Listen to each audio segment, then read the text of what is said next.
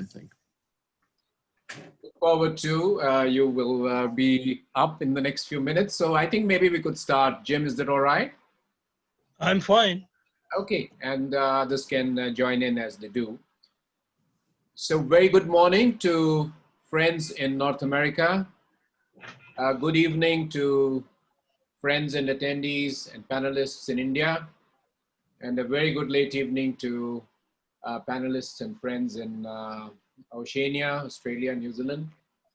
It's a pleasure to welcome you to this webinar on a very unique and topical subject, telemedicine, telehealth, or whatever nomenclature you choose to give it. Let me start with, well, let me quickly introduce myself. My name is Sanjeiiv Chaudhry. I have been associated with the healthcare industry for nearly 4 decades. Had the opportunity to lead one of the largest diagnostic companies in this part of the world, and with footprint in Middle East, in Africa, and in Europe. And I've also been associated with clinical trials, with the safe delivery of drugs and vaccine development. So myself and Jim Tuchi are your co-moderators for this webinar today. And on behalf of Jim and on behalf of our 2 anchor sponsors, Lytus Technologies and Global Health Sciences, may I extend to all the panelists and all attendees a very, very warm welcome. Well, what's unique about our sponsors today is that they haven't given us any script, no commercial, nothing. They are here to learn as to what are the gaps in the space of telemedicine where they could potentially play a role in making the whole setup more meaningful and outcomes of health and telemedicine more impactful. We will learn more about it as we go by. Let me just place one piece of data that came in the Indian broadsheet press just 2 days back. During the course of this pandemic, the consultations by normal clinics went down 60%. Immunizations went down 60%. Minor surgeries, major surgeries declined by 60%. Newborn screening for genetic defects went down 87%. It is only to be understood that when a phase of pandemic of the kind that we have never seen before, I don't think any one of us was alive in the time of Spanish flu, but this is hard to imagine the impact it has had, not just on economy, but on healthcare delivery. It's not that people don't have healthcare needs. They have phenomenal healthcare needs. They are unable to access because there is fear of contracting the contagion if they go to a healthcare facility. And therefore, the solution really lies in bringing the benefits of specialists, doctors, medical consults, diagnostics into the home of the people using technology, using telemedicine. So it is indeed very, very timely that this distinguished panel is with us today to talk about the importance of telemedicine in the context of the changes in healthcare delivery that have happened in recent times because of COVID-19. It's my honor and privilege to introduce our very distinguished panelists today. Well, first, my co-moderator, Jim Tuchi, who is a veteran of healthcare consulting from KPMG and has been instrumental in setting telemedicine framework in over 25 countries in the world. He continues to be associated both in a significant way with India, many other Asian countries, and of course, United States. So Jim and I will navigate this conference for you today. From India, we have 2 of the best names in medical profession with us today. We have Dr. Mahajan, Harsh Mahajan, India's best name in in radiology, radio diagnosis. He has received every conceivable honor that a medical professional can aspire for, including the knighthood by the President of India. He was Government of India's first choice to set up implants in state-owned hospitals. As some in the audience may not know that close to 75% or even 80% of healthcare delivery in India happens in the private sector, not in the state sector. So private sector really leads healthcare delivery in India in a very significant way. Our second panelist from India is India's top uro-robotic surgeon, Dr. Rajesh Taneja. He works at India's largest hospital system, the Apollo hospitals, and he is very distinguished in his work and is called upon to perform robotic and complex uro surgeries, not just in his hospital in Delhi, but in all Apollo hospitals in the country. He's been on the move until pandemic stopped all the flights, but he's one of the most sought after surgeons in this country. We had posed to all our panelists three key questions. Not that we're going to limit their comments to just these three questions, but for the sake of alignment of all our attendees who are on the call today, we had asked our specialists, what in your assessment has been the impact of COVID-19 pandemic on telemedicine, telehealth in United States and in India? The second question we'd asked them, what are the key challenges in their assessment in enhancing the effectiveness of telemedicine in United States and India? And the third question that we'd asked them, what breakthrough technologies, devices, capabilities would be required in the future to improve the health outcomes using telemedicine? So in addition to our very distinguished four panelists, we've also invited two domain experts to make their comments halfway through the webinar. We have Jenny Taylor, a lab medicine veteran who's had a very distinguished practice in United States and United Kingdom and now lives in Australia. She's doing some seminal work on correlation between ammonia levels in the blood and COVID-19 spikes, which could be a path-breaking way to treat COVID-19 patients. And we have Dr. Shailaa, a nutri-genomics expert and a great supporter of integrative medicine, and we'll invite them midway through our webinar to make their comments. With this very brief introduction, I'm going to turn over to my co-host, Jim Tuchi, to introduce our distinguished US panelists and get us started with the webinar. Jim? Thank you, Sanjeiiv. My name is Jim Tuchi. I am the CEO of Global Health Sciences Incorporated, and am really glad to be here with Sanjeiiv and all of the Lytus organization in sponsoring this seminar. It is interesting to me listening to what Sanjeiiv just covered about the pandemic and the effects on the healthcare delivery in India. And we see almost the same type of thing here in the United States. And our panelists will be talking about specifically the United States, if you will, and the impact in answer to those questions on telemedicine. What we've seen in my time, which has been just about 40 years in healthcare and in the major industry, watching the development of what we're now looking at and calling telemedicine. One of the panelists is probably going to mention about what's happened to the adoption of telemedicine over the years.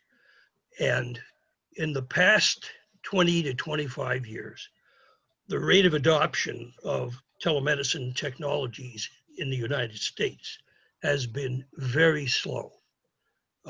We are probably all very familiar with some of the matters and the issues about why that adoption has not taken place any quicker. But what has happened in the past several months, the rate of change in the adoption of telemedicine technologies, a telemedicine delivery platform, and the use of telemedicine, however you define it, by the physicians, by the healthcare providers, has accelerated beyond anybody's expectation. The timing is really interesting. Years ago, the technology was not up to speed to make this happen. And we're all very familiar with the problems occurring in robotic surgery, the time delays, the network systems, etc.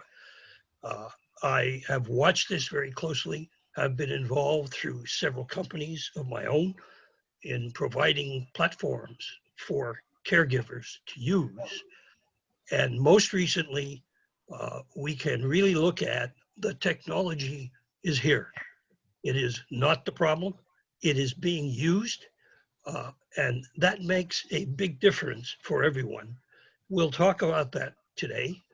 And our two panelists from the United States, Dr. Joe McMenamin is a physician and practicing attorney, which is an extremely unique capability, especially in the United States.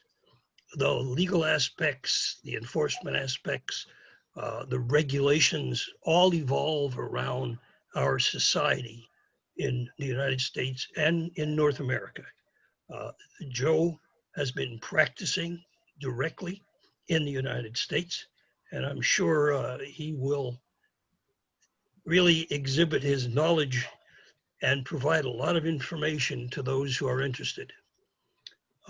Dr. Cliff Lacy is a distinguished professor at the School of Medicine at Rutgers University and the Rutgers University Hospital Network, if you will, which is a very complex organization in which Dr. Lacy operates. We will hear from him on some real effects of the pandemic from a physician who is delivering those services as we speak. So without further comment, let me introduce Dr. Lacy. And Cliff, would you take it from here? Yes, thank you very much. It's a pleasure to present today in this forum. I'll be talking, as you heard, about telehealth in the era of COVID-19, and I will speak a bit rapidly because I'd like to cover a lot of information. As you all know, on March 11th of this year, the World Health Organization declared the outbreak of COVID-19 disease a pandemic, and that pandemic has grown incredibly since that time, with a current global 26 million cases and 900,000 deaths, and in the United States about 6.2 million cases and 200,000 deaths. This magnitude of outbreak overwhelmed our healthcare systems, swamped our hospitals, exceeded critical care capacity, exhausted stocks of equipment, in particular ventilators, and supplies, in particular PPE, personal protective equipment. The surge also created a major disruption in routine care, as was just mentioned a moment ago, for non-COVID-19 patients. And it sidelined large numbers of healthcare workers through illness, through quarantine, and family care responsibilities. So in this world of contact avoidance, to reduce the risk of transmission, to avoid COVID-related morbidity and mortality, and maintain continuity of clinical services, telemedicine has been scaled up, and telemedicine has supplanted in-person medical visits, and in some places, reducing medical office volume by 90 to 100%. So what are the use cases for telemedicine? They're the same as for in-person medicine: health promotion, lifestyle education modification, illness detection and identification, evaluation of complaints, routine follow-up and counseling, review of data and vital digital tracking, preoperative evaluation and planning, post-operative follow-up, and rehabilitation. The standard use cases, telemedicine can accomplish those all. The methods of these virtual visits have been phone, standalone video, audio video, integrated EMR-based video, and these can be done in a variety of modes: in a synchronous mode with real-time virtual visits and live audio-visual conferencing and remote interactive consultations; in an asynchronous mode with store and forward transmission of diagnostic images and streaming media, e-consults. Very importantly, there's remote patient monitoring, telehealth from home, and digital tracking and wearables, and mobile health, giving consumers medical and health information, as well as use of mobile devices for monitoring and treatment. So we've seen over the number of years the real value of telehealth. The value is increasing exponentially now. It improves access both in geographic reach and also in the spectrum of physician expertise. It improves efficiency, capacity, timeliness of care, facilitates multidisciplinary care, and very importantly, facilitates uniformity of care. And all these elements can improve care quality. With respect to COVID, it reduces the likelihood of transmission by limiting person-to-person contact. And that helps maintain clinical and administrative workforce in the face of these quarantines and isolation. Just to give you a magnitude of the effect of COVID infection on the healthcare workforce, in March of 2020, fully 9% of Italian COVID-infected patients were healthcare workers. And in the same month, one out of every 4 doctors in the UK were either sick, in isolation, or caring for a family member with COVID. In May of this year, the International Council of Nurses reported 90,000 healthcare workers were infected worldwide. And focusing in on India and our colleagues today, on August 8th, the Indian Medical Association announced that 200 physicians in India had already died due to coronavirus. So these capabilities of telemedicine also help maintain continuity of operations for routine care and allow freeing up of resources for routine care. They help prevent PPE shortage issues. They permit remote prescribing. They avoid unnecessary ambulance transports and emergency department usage and hospitalizations. Importantly, also, they promote the increase in self-test kits and other measurement devices. They foster health promotion, which can be personalized and targeted, especially to populations in great need.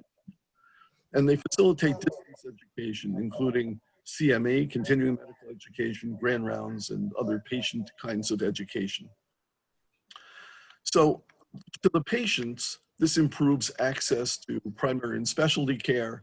It increases convenience. You see reduced travel time, reduced waiting time, and reduced stress due to that. It improves education, health literacy, and that translates into better adherence on the part of patients. It engages family support, decreases cost, and it has been shown to improve patient satisfaction in many ways. There are other aspects of it that I won't address in detail: administrative uses, research uses, information search uses, logistic and asset matching, improvement in healthcare cost and mitigation of financial losses, and also fostering integration of artificial intelligence for both assessment and for treatment. In terms of the technology timeline, we have current, emerging, and upcoming future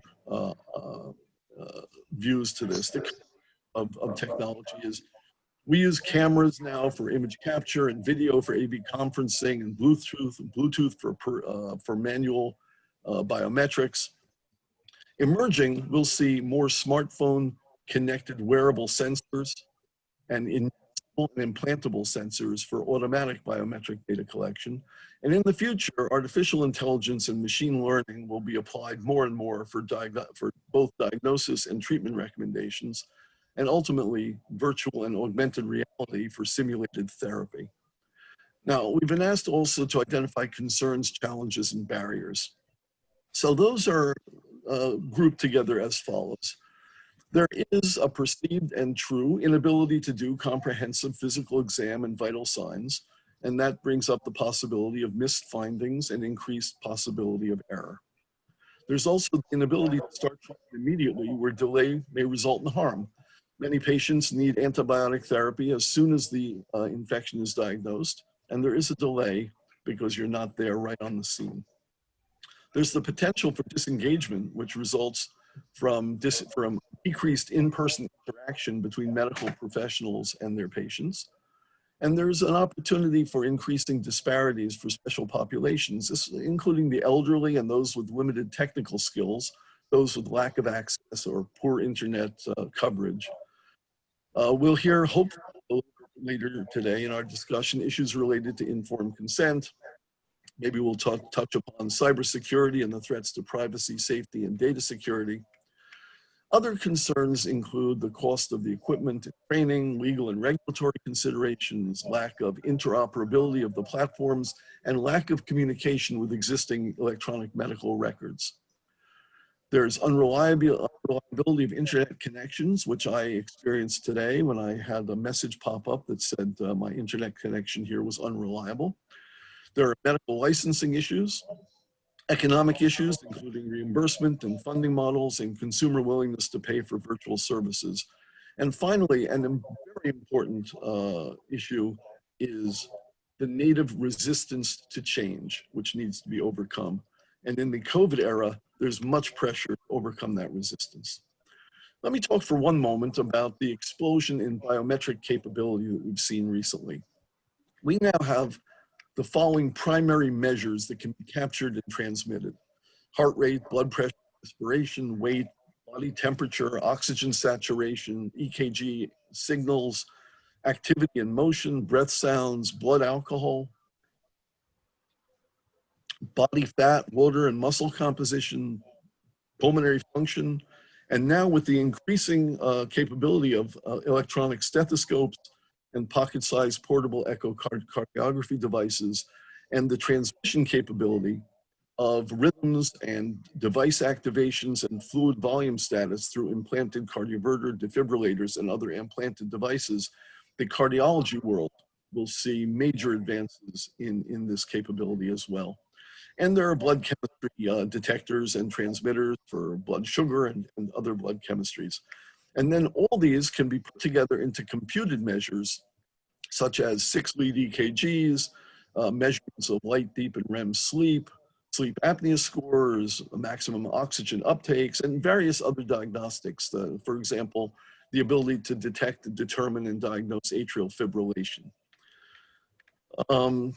Essentially, anything you can compute by an algorithm or formula from the primary measures can be derived from those primary measures. And of course, with appropriate data, artificial intelligence outputs are possible, and those will lead diagnostics, predictives, preventives, and treatments into the future. Now, let me finish by talking a little bit about my area, which is cardiology, and some cardiology-specific issues, just to give you a flavor of the kinds of things that, actually, I'll give you a flavor of the things that I've had to address in the past week.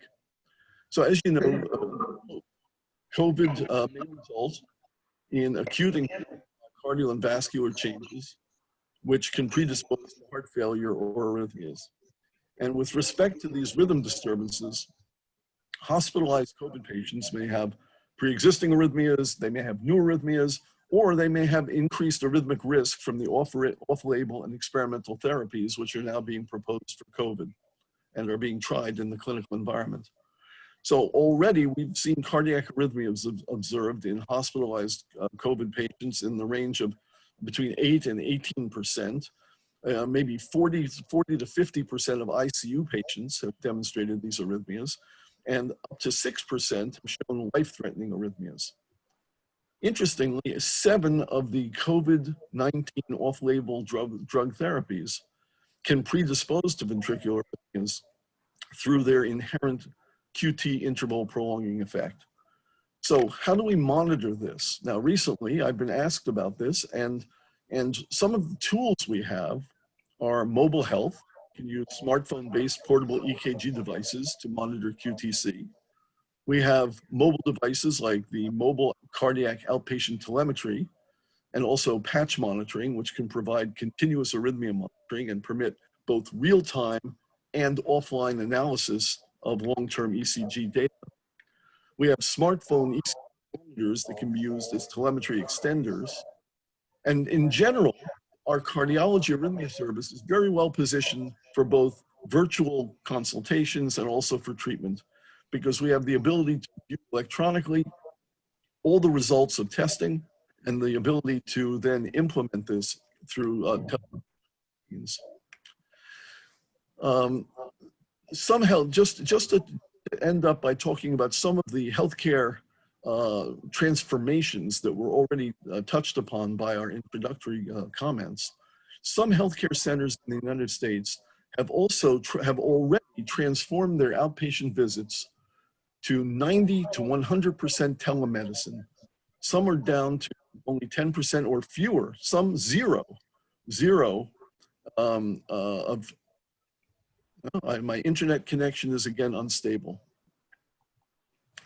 And that's extremely important for older and more vulnerable populations. The goal of all of this, of course, is to positively affect access, efficiency, capacity, and quality of care. Last points I want to make have to do with innovation. The increase in the rate of innovation stimulated by COVID-19 has been dramatic. I think you'll hear about that from all the speakers today. And further innovation that would positively affect the impact of telemedicine on healthcare in areas that I interact with patients include the following.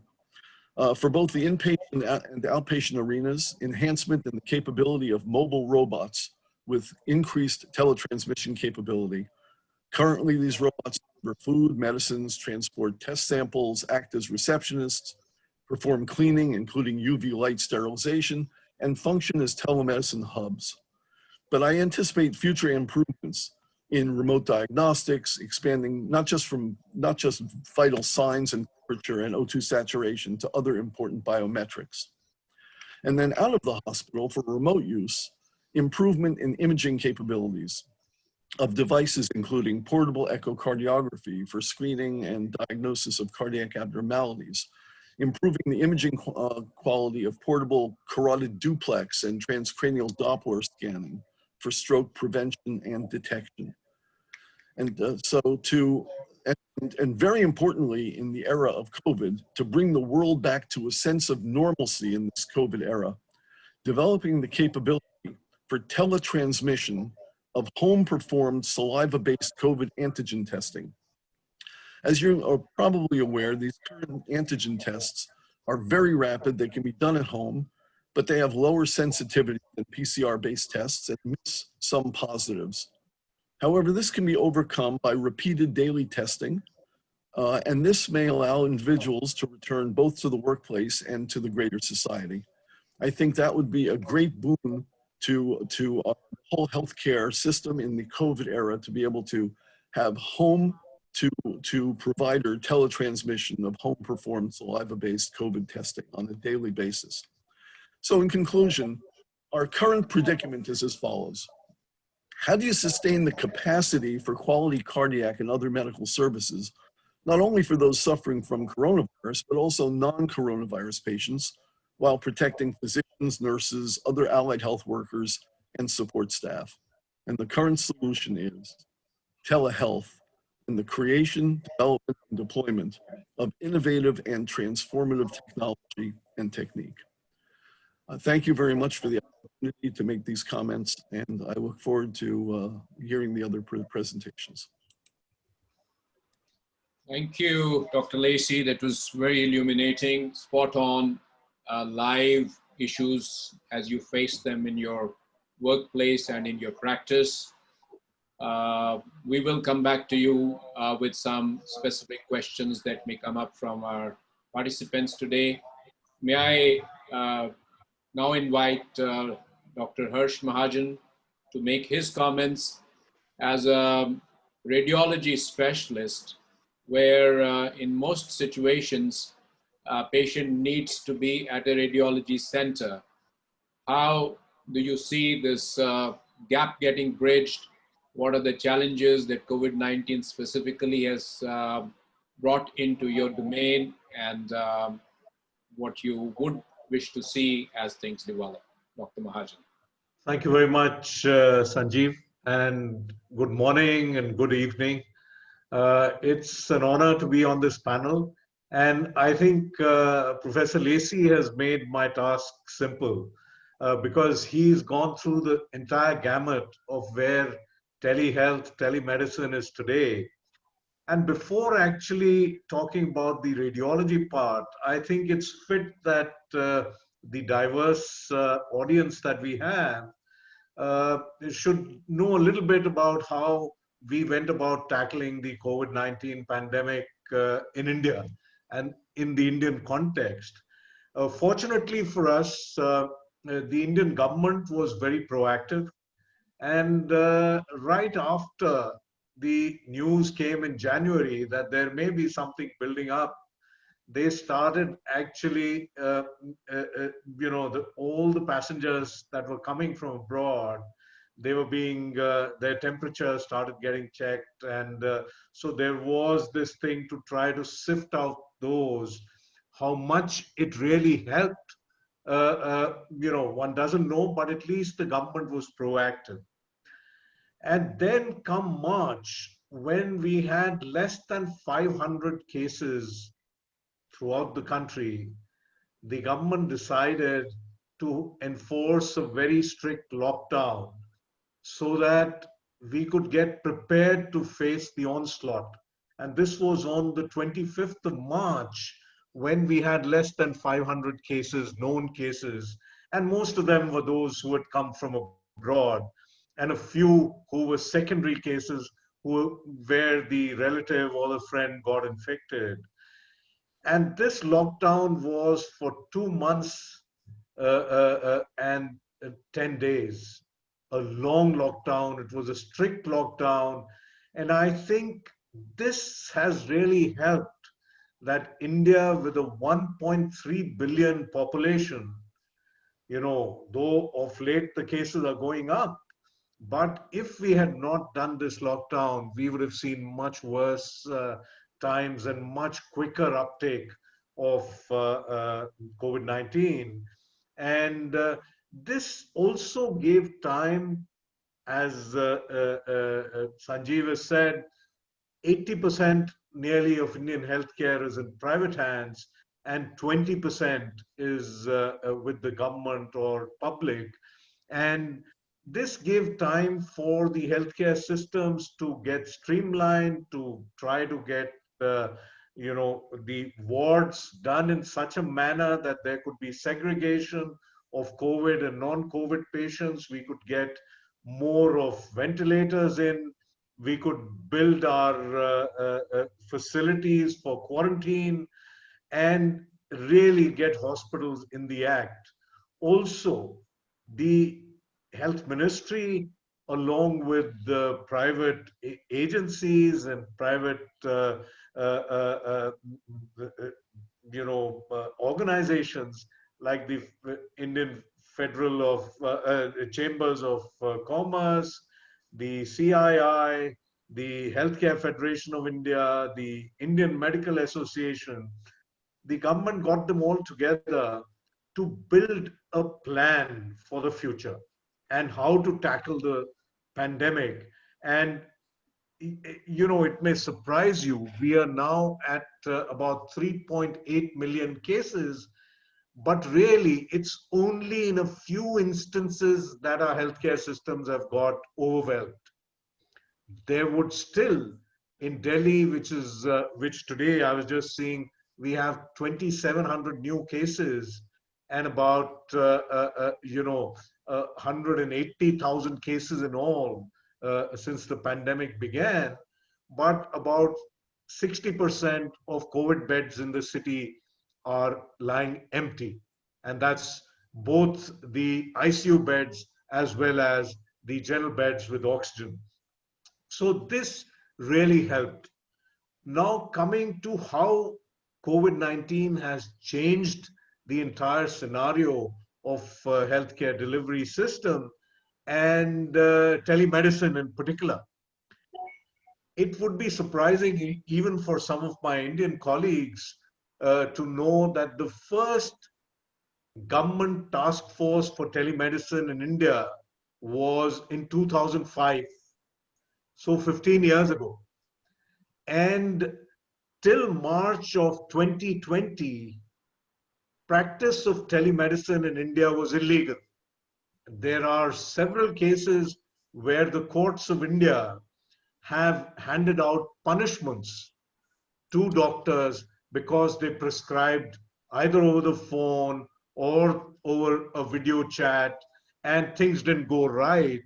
And as late as, maybe end of last year, end of 2019, people have been punished.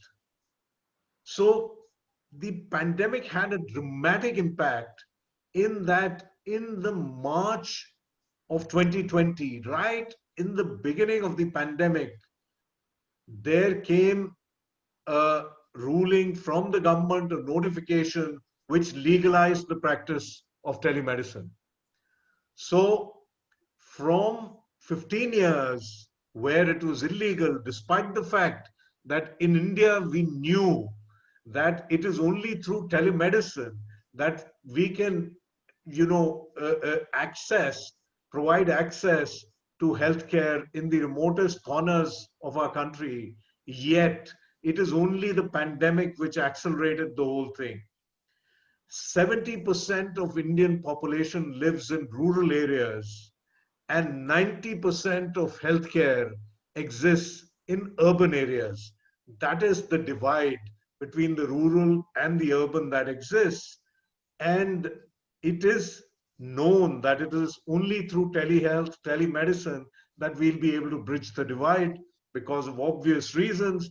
Doctors and specialists don't want to go to rural areas, and patients have to, come in through train, through cars, or through flights to the cities to get healthcare. With telemedicine, now what happened with the lockdown? The OPDs in the hospitals were shut. All elective surgeries were closed, and the hospitals were open only for COVID patients or for genuine emergencies. Heart attacks, appendicitis, a burst gallbladder, trauma.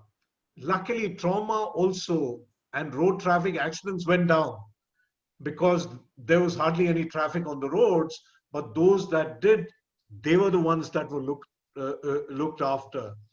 So inflow into hospitals in the cities went down by nearly 80 to 85%, which now is slowly coming up. But that was the scenario. It's not that patients weren't falling sick, but they were unable to reach hospitals. And so this is where telemedicine came into being, and doctors, someone said, we are all reluctant to change as human beings.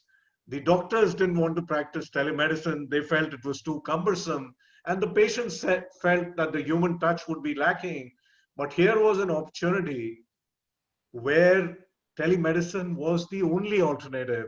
And really, it would be an unusual doctor in our country today who may not have prescribed during these COVID times treatment, made a diagnosis over a video chat, and then prescribed treatment. So this has been dramatic, both in terms of legalizing it and otherwise. As regards the practice of radiology, unlike pathology and blood tests, a patient does need to come to to the hospital or to a standalone facility to get a scan done. And there again, our practice changed dramatically. We had skeletal staff because the numbers were low, but also because we wanted to practice social distancing. India, you would be surprised, we were wearing masks even when WHO was saying there's no need to wear masks. And so our government was proactive in that. And we got our radiologists actually to start reporting from home, and especially those who were above 60. There was a change in practice. We at our own centers in Mahajan Imaging believe in the human touch, in meeting the patient even after an MRI or a CT. We are a little different in that. But here with the pandemic, people were reporting from home. The reports were being done from home. As regards practice of medicine within the hospitals, that also underwent somewhat of a change because the senior doctors stopped coming to the hospital. And that's where tele ICUs came into being. And the junior doctors were being consulted to by the seniors from their home on video chats. And this also, till today, has become more or less a norm. So I would say the impact has been tremendous. Of course, bandwidth, other shortcomings, especially in the rural areas, those all are a problem, and they've been well covered by Dr. Lacy, and we'll take it forward. We'll take it up as we go forward. Thank you very much. Thank you, Dr. Mahajan. Very interesting perspective you provided. In fact, the participants in United States would know that the first generation of telemedicine in India was actually teleradiology, where radiology images were being sent to India for reads and interpretation. A lot of transcription centers opened up in India, taking dictations from doctors' clinics. So that was the first generation, so to say, G1. And now from G1, we straight catapulted to G5, where we have to bridge this very essential gap between the needs of the patient and what the physician, surgeon, the radiologist, pathologist would be able to provide. But the real challenge is we need technology for all of this to happen. We need an integrative system whereby this whole process works, including the payment process, whether the payment comes from the government or it comes from the insurance system, or as in India, most of the people pay for their health services themselves. So all of these things need to happen in an integrative manner. So we have work at hand. We have issue that confronts us right in the eyes. And allow me to now invite our specialist surgeon to make his comments.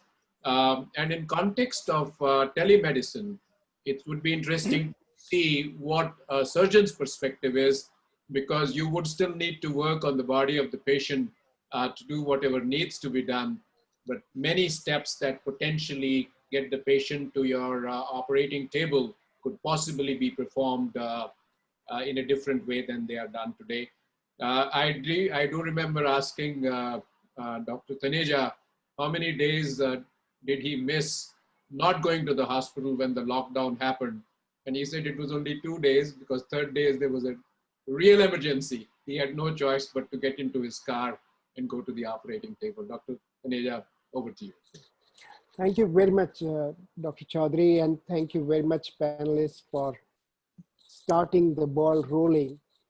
Now, I would start off with our concept of telemedicine. As Dr. Harsh Mahajan mentioned, that there were so many penalties and penalization because of telemedicine. So I would tell you that telemedicine is a integral part of Indian Medical Council Act. But the problem is, then why were people being penalized? They were being penalized because they were not using it properly. So telemedicine has a regulation, and only centers who were adhering to telemedicine norms were allowed to have a license to practice telemedicine. So what was happening, what people started ending up was, when we had mobile phones in our hands, we could video chat, we could talk from anywhere at any time. The patients started calling up doctors and trying to find advice, and doctors being busy out of the whatever reason, they advised medication or treatment which did not suit or went wrong somewhere. And that is how the conflict arose and the doctor ended up getting penalized. So where was the fault? The fault is not of law. The fault is not of telemedicine. The fault is the way telemedicine was conducted. We have absolutely no training in telemedicine in our medical school. And what came up was an easy way to call a doctor and get an advice, which the doctors thought it's okay. For example, I see 50, 60 patients a day on my busy days. And if I have to tell my patient, okay, if there is a follow-up patient, I tell him, okay, you send me your urine culture report, I will type the antibiotic and give it back to you. That's a follow-up. So that's wrong. Because I don't want to have a 52nd patient after 51st patient. So I would try to cut it down and it is convenience for both. But that's wrong. So that is how people started getting into telemedicine without adhering to the norms, without following the practices, without getting proper knowledge about what the law says. So we had an Apollo Hospital set up. We have telemedicine centers set up for the last 15 years. And we had remote areas like, in hilly areas or in the interiors where we had legalized telemedicine consultations which were pre-appointed. So where is the gap? The gap is in documentation. It is very important that if a patient comes for telemedicine, he understands that he has to give it in writing, and he has to understand, he has to give a consent that I understand that it is not the best way of consultation. That's the first step. The second step is that he would know, okay, I'm addressing a question or there's a problem that I want to get addressed to, and the clinician understands the limitation of his prescription. For example, somebody consults me with a high prostate specific antigen, which is a PSA, which is a routine test for cancer screening of prostate. I cannot go ahead without getting a rectal examination of the prostate. Now, if I were to advise him without an examination, then I am overstepping my domain. And this is what everybody needs to learn. The patients need to learn what they are expecting and what they should be expecting. And the clinician needs to learn where to say no about the consultation and tell him to be seen by the nearest doctor. For example, I have operated upon a patient and he or she is discharged after a week. She or he calls up and says, I've got pain in my abdomen. So I've operated, but then person says, I have got pain in my abdomen. And if I say, okay, take a painkiller, that is wrong. Absolutely, outright wrong. The person needs to be examined by a physician. May not be myself, anybody, nearest person. So these limitations were never taught to us. See, out of, you can say, compassionate grounds or whatever, the doctors tended to, advise, so that they say, maybe that patient is in pain, let me advise medicine, maybe he or he will be fine. Why should I bother them for going to a nearest hospital or a nearest physician and getting examined if I can advise a painkiller, if that is what is to be done? But that is wrong. So as trivial as that, and we have seen cases, somebody has operated, patient has gone home, everything was fine, and there was pain and vomiting, and the doctor kept giving kind of advices on medicine, on some kind of medication, and eventually it turned out to be a serious complication to which the patient succumbed eventually. So the whole problem is that doctors, being compassionate, try to advise which they should not be advising. So that is the first thing, and that is the part of that is the reason why Indian government and judiciary were so tough against advice on phone, to protect the rights of the patient as well as the doctors. Having said that, As the pandemic hit us, and it doesn't mean that all other non-COVID diseases went away. So they were there, they required attention. And on compassionate ground, if you see, I'm in practice for 25 years, 30 years. So there are patients whose families I have treated, and if they have a problem, they have nothing else but to call me up and tell me what to do. Now, this is where my responsibility starts.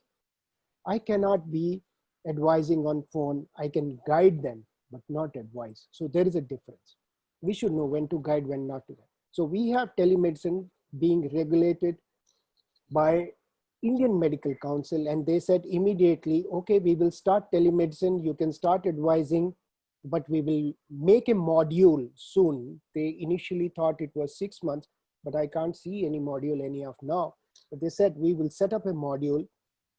And once the module is launched, all practitioners should go through the modules, get themselves certified, and then they should be practicing till such time that there is no module. You use your judgment and good clinical sense and common sense and keep treating patients as of now.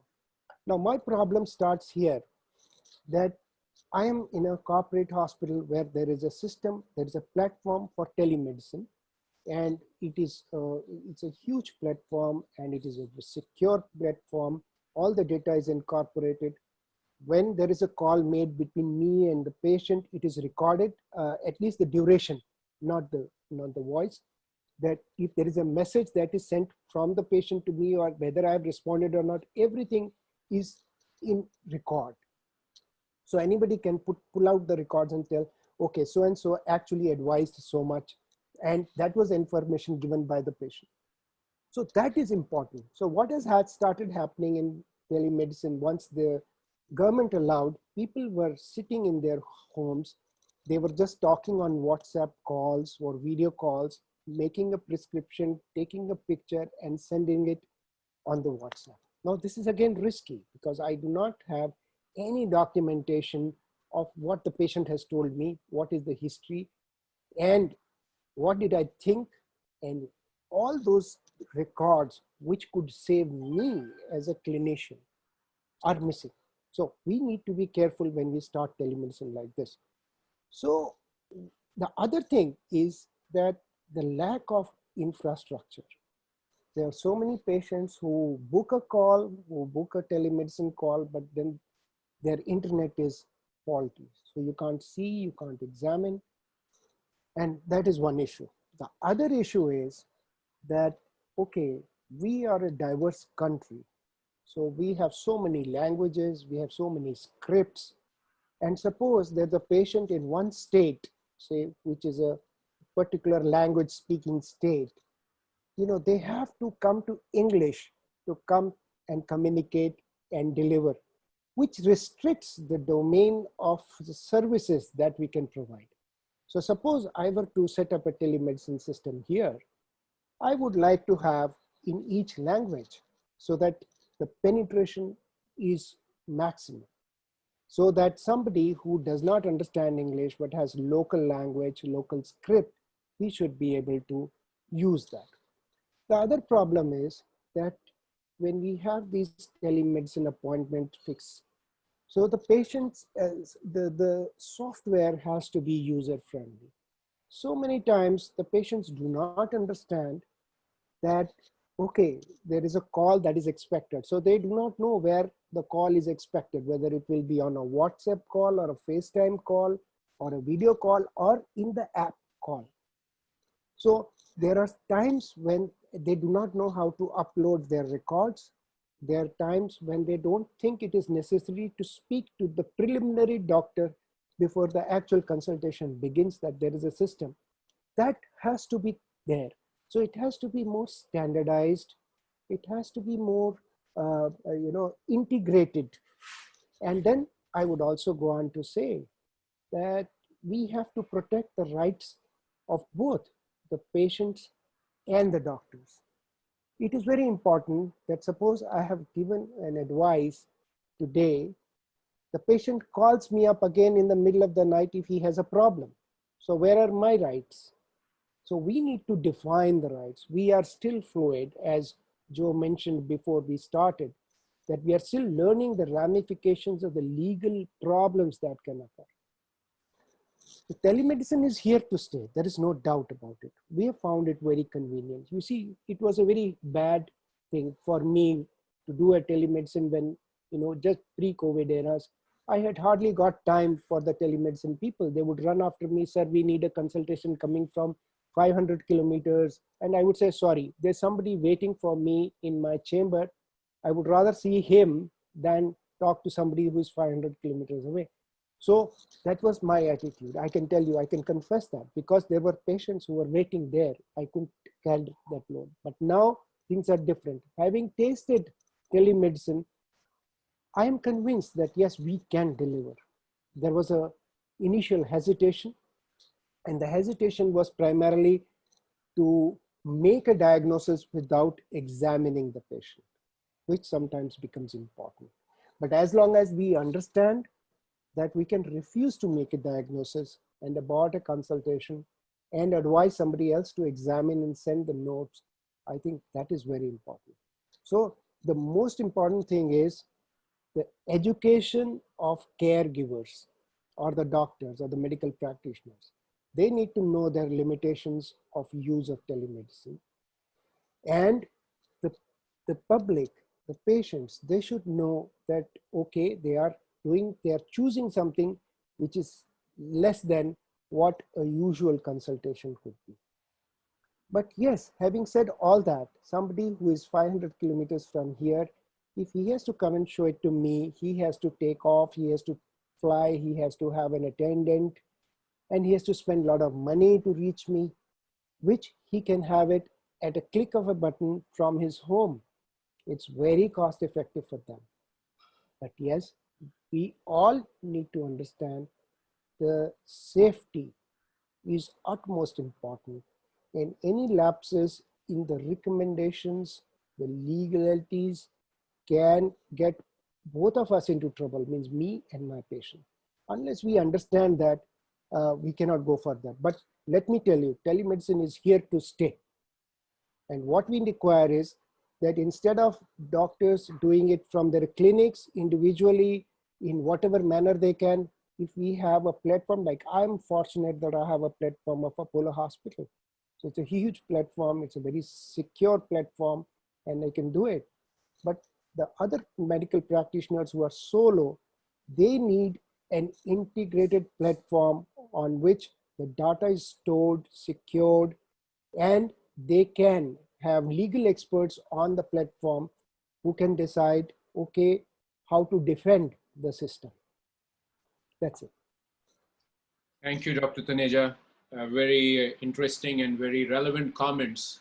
You're absolutely right. Telemedicine is here to stay, but we are still evolving the nuts and bolts of this whole process. We have to bridge the gap, and companies like Lytus and companies like Global Health Sciences are there actually putting these platforms together, tools together to make all of this happen. Jim, would you like to invite Joe to make his comment? I think your introduction is just fine, Joe. Can you tell us what's been going on with the legal enforcement and also the cost recovery? I can, Jim, and I'll join my colleagues in expressing my appreciation for the opportunity to join with them and to confer with all of you. There have been dramatic changes here in the United States in the law governing the use of telehealth in the care of patients. What's interesting, perhaps, is that it isn't so much that we have actually enacted new laws, although we have some, or changed regulations. Rather, what has happened across the country is that various regulatory authorities have simply announced that they will not enforce various rules. Regulatory agencies have waived requirements that are longstanding and remain valid law. They've simply said, we're not going to enforce these things during the duration of the public health emergency. Now, I'll start by pointing out the obvious limitation I have. I don't pretend to know anything about the law of India. it's challenging enough to try to keep on top of the law of the United States, particularly when you recognize that here in this country, historically and as a matter of constitutional law, really, the regulation of the practice of medicine and indeed of all the healing arts rests not with the federal government for the most part, but rather with the states, of which there are, of course, 50.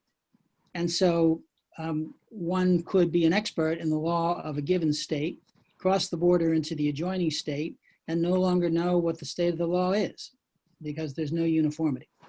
So I will try to focus on those things that can be stated in a more general sense across the nation. The single most important change, at least by my lights, in the advance of telehealth as a consequence of the pandemic has been a variety of changes in the law of reimbursement. Now, paying for healthcare in the United States is a complex subject. The primary payers are Medicare, geared mostly to the elderly, Medicaid, government program geared mostly to the impoverished, and commercial carriers for working Americans generally provided as a benefit of employment. And any one of them could easily be the subject of a webinar unto itself. I'm not going to try to attempt that.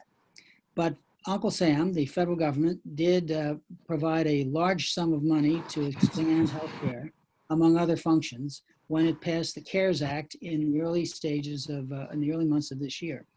Under the Medicare program, geared mainly to the needs of the elderly, we have in particular eliminated the longstanding rule for the patient to be either A, in a rural area, and B, in a healthcare facility. As a result of waivers that are now in effect, now Medicare will cover services for patients in cities or anywhere else in the country, and for those who are at home, at their place of business, or anyplace else. They don't have to be at a clinic, for example. There are some 80 new codes that are now covered. Those are diagnostic or therapeutic services that had not been covered by Medicare, and now they are. The rates for payment are now the same for distance care as they are in person. This is a change as well in the US. Historically, reimbursement for distance care services was a little stingier, frankly, than that which was paid for in-person care. Now, reimbursement is available even in some circumstances for audio-only care. Historically, and it's still the law really, in the United States, Medicare demanded that there be real-time audio-video communications links between patients and providers in order for reimbursement to be available. In limited circumstances, we have now done away with that. We've liberalized the rules for remote patient monitoring, which is available and can be paid for now, even for new patients as opposed to established ones. There's been changes in the provider enrollment rules. It's easier for doctors and others to enroll in Medicare and become eligible for payment. The array of professionals who can be paid has been expanded.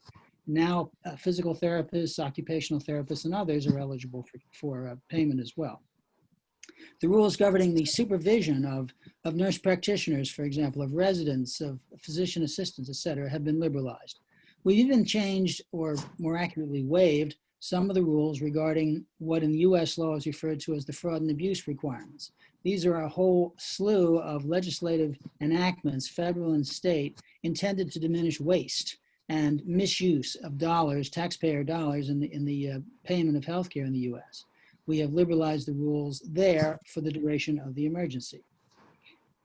Congress has been generous in providing for additional sums of money to the Federal Communications Commission, which one would think has nothing to do with healthcare, and as a general proposition, that's true, but Congress allocated a couple of $100 million for the purpose of expanding broadband connectivity. And I know, for example, of a remote patient monitoring service that has landed a contract in large part because it is serving an entity that has been made a beneficiary of this allocation of congressional funds. All of these fit under the banner of reimbursement, which I think, at least from a lawyer's point of view, and I suspect from a doctor's as well, here in the US, has long been the biggest obstacle to the growth and expansion of this kind of care. But we've made other changes as well. The rules regarding privacy here in the US, or privacy to use the British pronunciation, have been liberalized to a degree in that we now allow consultations to be had using such tools as Facebook and Zoom and so forth, tools that would not have been permitted prior to the pandemic because, in the eyes of the government, their protections for patient privacy were insufficient. We've made it possible for screening, for example, to be done in such a public location as the parking lot of a drugstore, a pharmacy. That would never have been permitted before. Now, there are some restrictions, but it's an example of the kind of change that's been made. Why? Well, to try to expand access to care and to diminish the impediment that the pandemic of its nature tends to put in place to prevent patients from seeking care otherwise. Now, here in the US, and as far as I know, in just about every jurisdiction around the world, including India, a physician has to be licensed in order to offer his services. Well, that's true here too. In the US, licensure is in the hands of the states. Many states have waived their longstanding requirement that a physician caring for patients within that state must hold licensure in that state. Now, with 50 states, that's quite a burden if you wish to offer services across the nation. As a result of this change, a doctor who is practicing in, say, New York and doesn't have a license in, let's say, Illinois, if Illinois has waived its rules, may provide services to patients in Illinois as well. Again, an example of an effort to try to expand access to care. There's also been some movement in the direction of diminishing the liability exposure that is so much a threat to the practitioner here in the US. Many states have enacted legislation, and this actually is new legislation, providing that in the absence of gross negligence, which is very hard to prove, or deliberate misconduct, a healthcare professional offering services to COVID patients, or in some cases, not only to COVID patients, but during the COVID pandemic, will be immune from liability for ordinary negligence. This is quite a change from the previous regime before the PHE, the public health emergency, was declared. There have been relaxations on the rules regarding prescribing, particularly with respect to the prescribing of controlled substances. That is, those medications that in the eyes of the federal government are particularly risky, are particularly dangerous, and must be attended therefore by especially rigid rules to prevent misuse and abuse. The longstanding rule has been that in the US, if you wish to prescribe such substances for patients, even if perfectly legitimate on a clinical basis, you must have seen the patient in person at least once before doing so. As a result of the declaration of the public health emergency on March 31st by Secretary Azar, January 31st, that is no longer the case. And for the time being, at least, a doctor with good clinical reasons can write for, say, opioids or for, say, stimulants for ADHD patients and the like, even if he has not seen that patient in the past.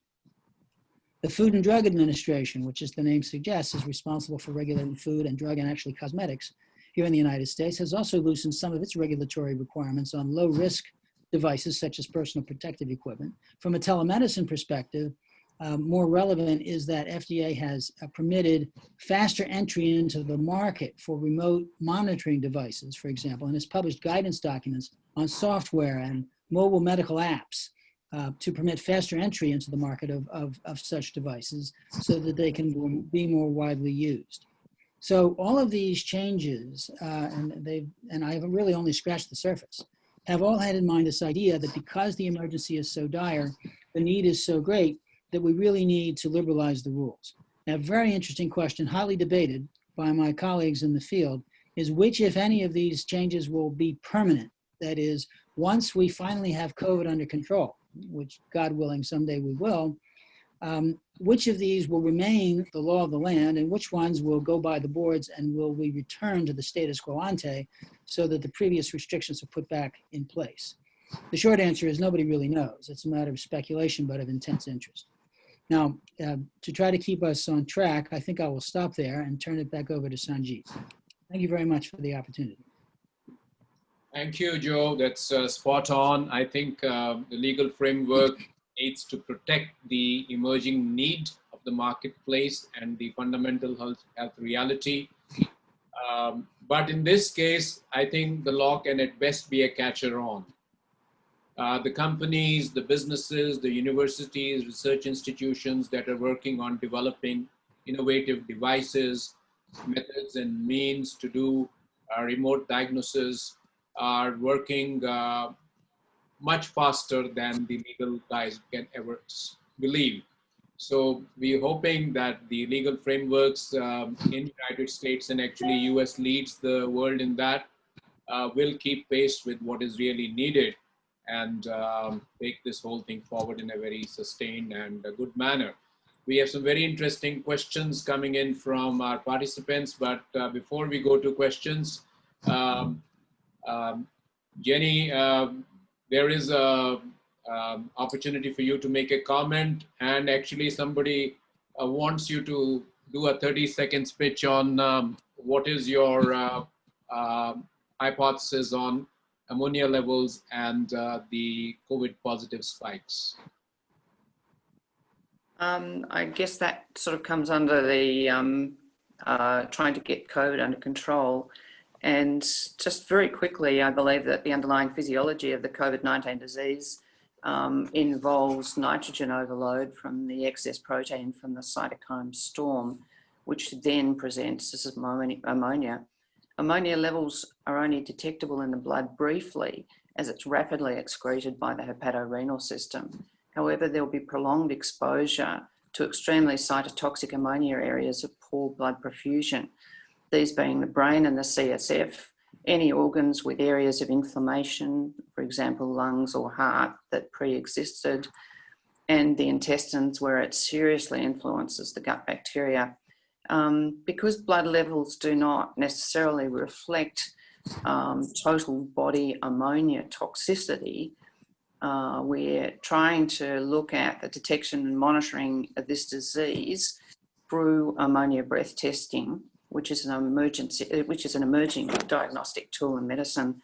The treatments to decrease ammonia levels in the body are already known. They're commonly used in medicine. Ammonia toxicity as naturally occurring is already recognised as a health problem. And it does explain every presentation of the COVID-19 disease symptoms. All the information is already known in medicine. It's just been overlooked as one of the underlying processes. I've written a review paper on that with in conjunction with a professor in the US who has also worked in this area. And anyone can contact me to get if they'd like a copy of that. It's unpublished at the moment. And once again, no matter what your area of medicine is, please review your experience of COVID-19 through the eyes of ammonia toxicity as a possible underlying cause and reach your own conclusions, because we really know the answer to this disease. On the telecommunications, the requirements of COVID-19 has catapulted the requirements 5 years into the future already. In medical fields, we now will have new ways of working. There'll be different designs of IT needed in the workplace. There's an immediate skill gap in certain areas of which they've been covered by the panel really completely, and that's legality, education of use, and not replacement of doctors, but enhancement of their services. And I believe in hospitals it will give a far better coordinated approach to medicine, linking areas together. In other words, providing an integrated system, which we haven't currently got, between diagnostics, doctors, pharmacists, nurses and carers. And so I think the telecommunication will have much more accountability, particularly in patient care. And thank you very much for the opportunity to say a few words. Thanks, Jenny. I think bringing the lab medicine perspective into the domain of telemedicine is very important, both from a technology and need perspective. May I invite Dr. Shailaa to make her comment from nutrigenomics and integrative medicine perspective. How does she see the unfolding of telemedicine in developing world? Good morning and good evening to all our panelists and attendees. It's been very insightful to hear everyone, and the scope and potential of telemedicine is phenomenal. Especially in India, the outreach to every citizen in the country will be very useful, and they'll have access to the experts from all over. But certain concerns, as have been expressed by all the panelists, like ethics, data privacy, outreach, access to diagnostics, ability to have the doctor prescribe and access that prescription medication to the patient, many aspects of telemedicine need to be addressed, and challenges that we face in the future as the scope of telemedicine increases and improves and expands is legal issues where Joe's scales will have to come in. Certification, who will approve the devices that get used in different parts. And in India, more so, language will also become a challenge because each patient living in remote areas especially does not communicate in English. What are the platforms that will need to be set up? What aspects of technology will need to be made available? How easy will it be for patients and doctors to be trained in AI and ML? So there are so many aspects that we really need to work on together and create that synergy globally.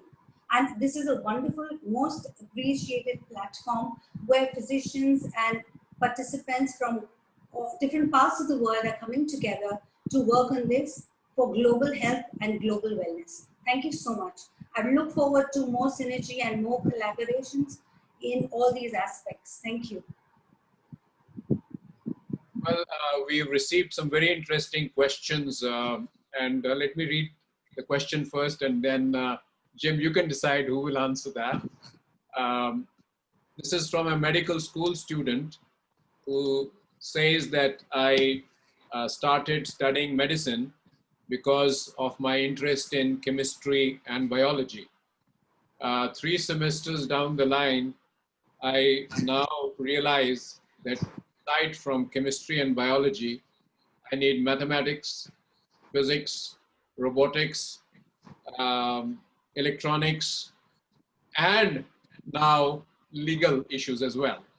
So is the expectation of future for a doctor to be, really speaking, a Superman?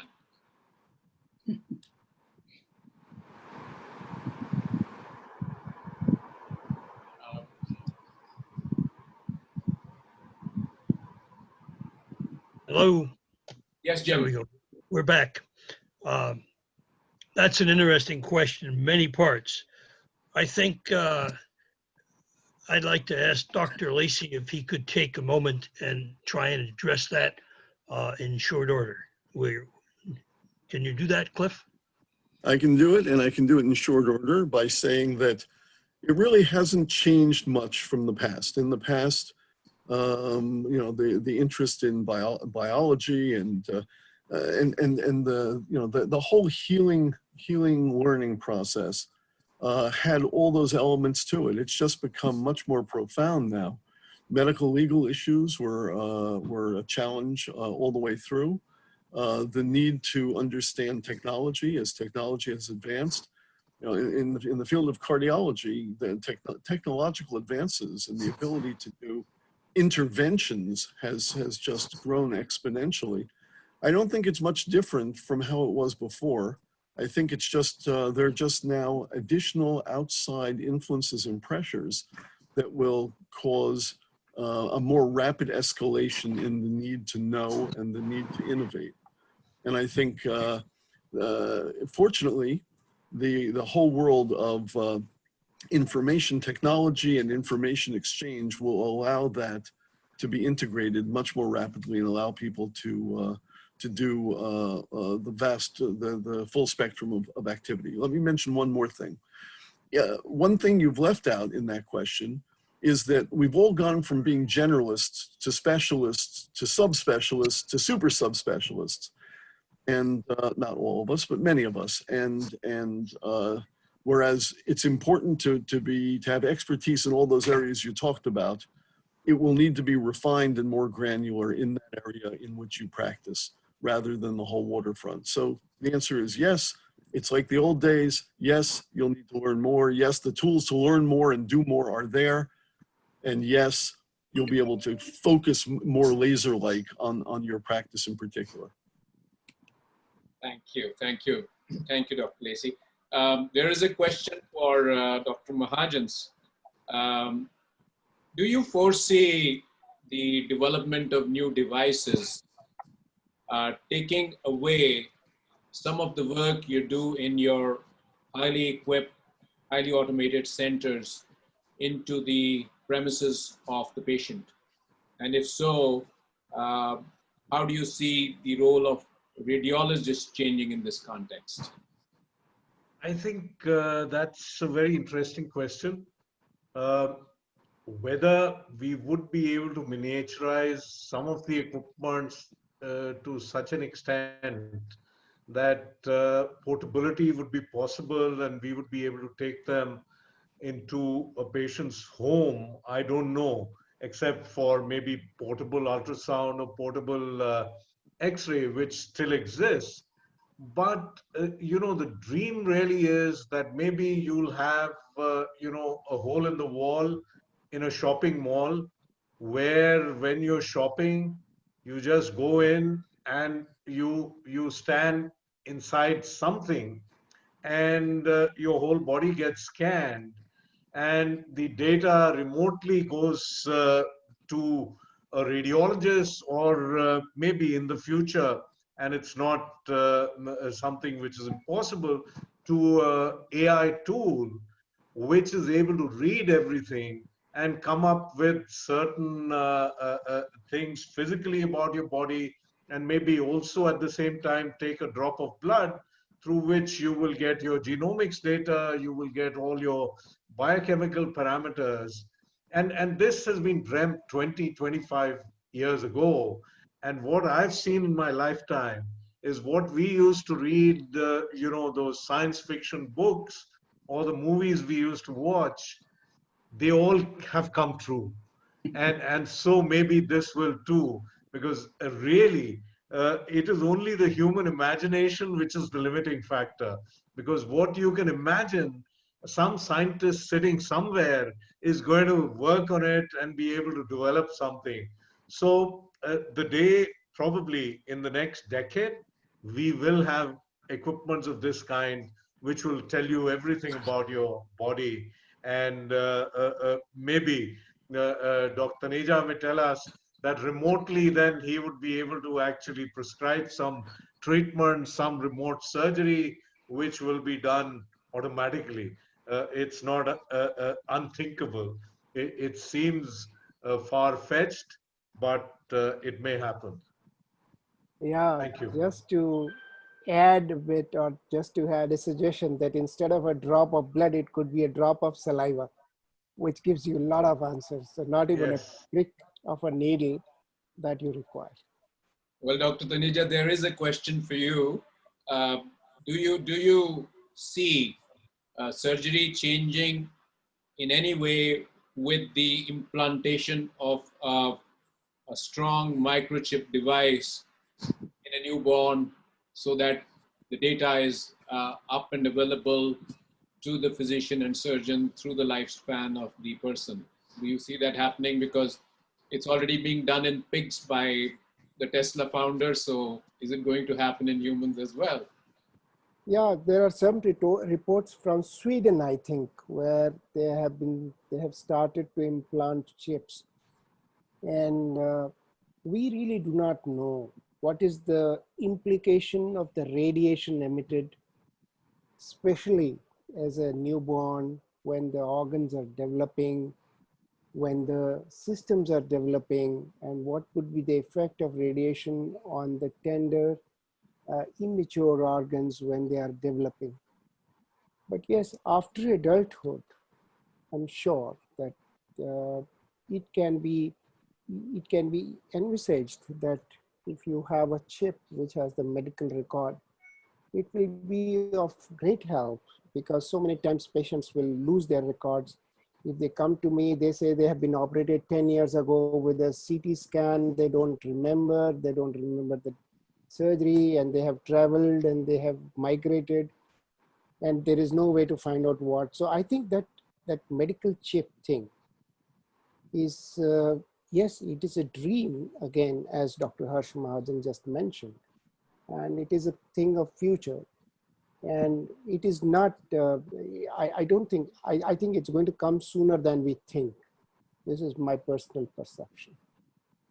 Very interesting. As you said, what was fiction yesterday is becoming reality today.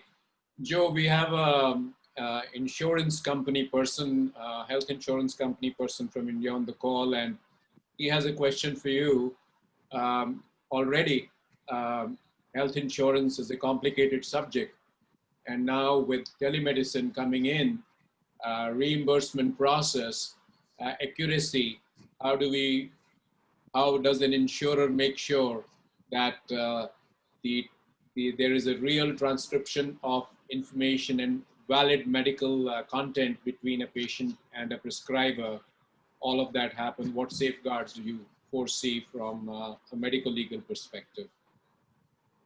Well, Sanjeiv, I don't really see that what has happened has changed a long-standing issue in a material way. That is, before anyone dreamed up telemedicine, that might be overstated depending upon your definition, but at least for many years, before telemedicine became widely used, insurers always had to question, or at least they frequently did question, the accuracy and reliability of the data on which reimbursement decisions were made. And ultimately, I'd like to think the answer, the reliance has to be on the honesty, the integrity, the ethics of the physician whose care is being paid for. I don't think that has changed. It's certainly possible that there are opportunities for fraud. It's certainly possible that a practitioner might be tempted to shade the record in some fashion that is inaccurate and is intended to and does result in a richer vein of reimbursement than would be the case otherwise. But I'm not sure that that's really changed much. In the end, we rely upon the integrity of the professional. Now, insurance companies have the right, in general, to examine medical records subject to various privacy rules depending on the jurisdiction. That hasn't changed. They're still going to be able to do that. And to the extent that they're worried about reliability and accuracy of data on which payment decisions are made, they're going to be able to examine the record just as they can with conventional care. So yes, it's a possibility. I'm not sure, though, that it's a dramatically more significant risk than was the case before telemedicine became more widely used.